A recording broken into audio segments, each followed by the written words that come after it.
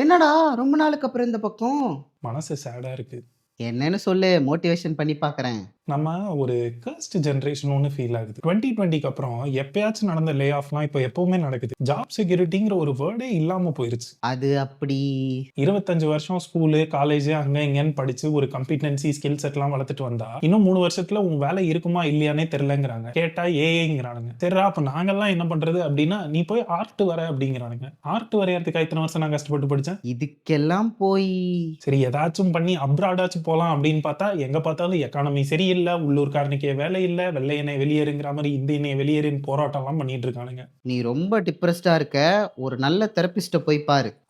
ஒரு therapy session ஆவரேஜா ரூ. 1500 ஆகும். மினிமம் 3 மாசமாச்சும் கன்டின்யூ பண்ணணும். அதுக்கு காசு எங்க இருக்கு? ம். என்ன அமைதியாயிட்ட?